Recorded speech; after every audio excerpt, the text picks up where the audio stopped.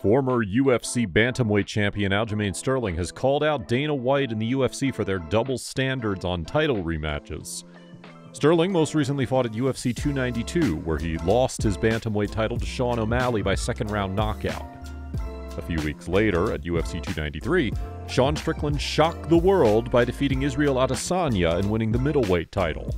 Following the fight, Dana White said that he is very interested in a rematch between Izzy and Strickland. And if that's what the UFC wants next, Sterling believes he should be awarded a rematch with O'Malley as well. If we're gonna talk about giving instant rematches, you give a guy who lost 2 fights back-to-back in a title reign, the same title reign. So he won the belt, he lost, beat the guy, and then came back and then lost again to another guy. Right, that's why it's weird. So I it's feel like, how you giving him another title shot? It's like, and then you tell me that I don't deserve it. That's what I'm saying. Right, if you give it to, I'm not knocking Izzy. Right, yeah. Izzy, if they give you the title shot, brother, take that shit and run. But what I'm saying is, how do you get it and I don't? No. If you can justify that, not Izzy, but if the fans, Dana, whoever, they can justify that to me, I'd be like, all right, I can see your point, but I don't see the point. Do Israel Adesanya and Aljamain Sterling deserve rematches against Sean Strickland and Sean O'Malley, respectively? Islam Makhachev's coach has revealed the thing about Charles Oliveira that worries him the most heading into their lightweight title rematch at UFC 294. But before we find out what he has to say, please take a moment to subscribe to Takedown MMA and turn on those notifications. Javier Mendez thinks Islam Makhachev will face the improved version of Charles Oliveira when they battle for the second time in their careers on October 22nd.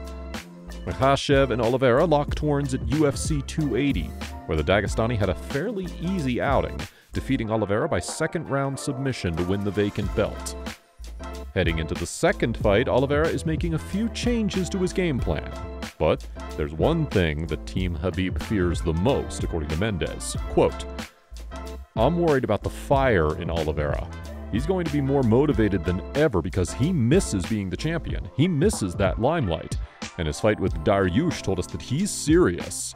He did things to Dariush that we didn't think were going to happen. He just totally destroyed him everywhere. So this is a guy more determined than ever. I'm not saying the first time around he underestimated Islam. He did not. But I think he might have been more confident than he should have. So this time around, he's not going to be overconfident.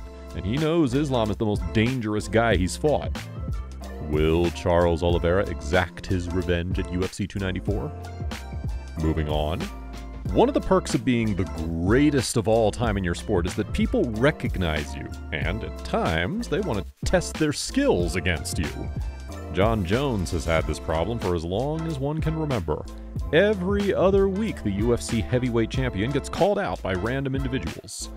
The latest person to call out Jon Jones is NBA star James Johnson, who thinks he can hang in there with the best dude in the fight game with just 1 year of training. And I quote, "I rock with Jon Jones, but if I was to fight him, I would need a year to go up against him. My stand-up game is great, but what we all know with Jones is he's a collegiate wrestler. He's really good on the ground, and that's not my forte. I can get on the ground, but to his level, I'm not there yet. I definitely need a year to work on counters and defenses against it so that we can stay on our feet." He started learning how to use your hands and your feet, what, after college? Like, I've been punching and kicking since I was 5, 6 years old. It's the opposite for him because he's been wrestling for that long, learning all his wrestling moves. As long as I can keep him from going on the floor, I win. Ambitious, isn't he? Jones is scheduled to defend his heavyweight title against former Kingpin and the consensus GOAT of the division, Stipe Miocic. Who do you think will win the fight between Jon Jones and Stipe Miocic? Moving on, top flyweight contenders Manon Fiorot and Erin Blanchfield have responded to Alexa Grasso's call-out. The Mexican retained her flyweight title by a controversial split draw in her rematch against Valentina Shevchenko at Noche UFC. Ideally, the two should run it back, but Grasso doesn't want to hold up the division. She wants to fight a fresh contender instead of fighting Shevchenko for a third time. It's an interesting question. I wouldn't like to stop the division. There's a lot of girls fighting a lot, to have this opportunity like I did, so I wouldn't like to stop it, but whatever the UFC says, I'm in. Do you think this is the last you see of Valentina, or do you feel like you're gonna come across her at some point in the future again? Well, I don't know. It all depends of the UFC. If they want a trilogy, let's do this. If not, I would like to give an opportunity for another girl. I know how it is to be fighting all the time, to wait for your spot, and I wouldn't like to stop just the division. But whatever the UFC says. Erin Blanchfield 100% agrees with Grasso. I feel like I definitely should be next. I feel like trilogies sometimes can clog up the divisions, and I think putting some new blood in for the title would be super helpful.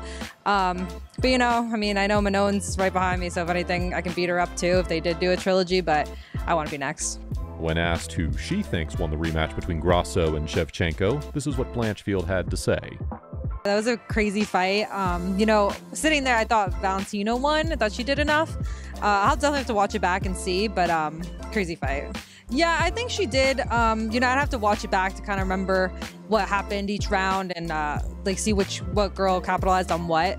But in the moment, I thought Valentina won. Fior thinks she deserves the title shot over Blanchfield. Quote, I watched the fight between Grasso and Shevchenko, and for me, it was a very close fight. Neither impressed me, but Alexa was closer to finishing the fight. Valentina herself said that she was injured and that she wished to recover. Grasso got her chance when I was injured, so now it's my turn. Valentina Shevchenko, Erin Blanchfield, or Manon Fior? Who do you think should fight Alexa Grasso for the flyweight title next? The major talking point from the Noche UFC main event between Grasso and Shevchenko was Judge Mike Bell scoring the 5th round a 10-8 in the champ's favor. Many in the MMA community believe that although Grasso won the 5th round after taking Shevchenko's back and unleashing mean ground and pound, she deserved a 10-9, not a 10-8.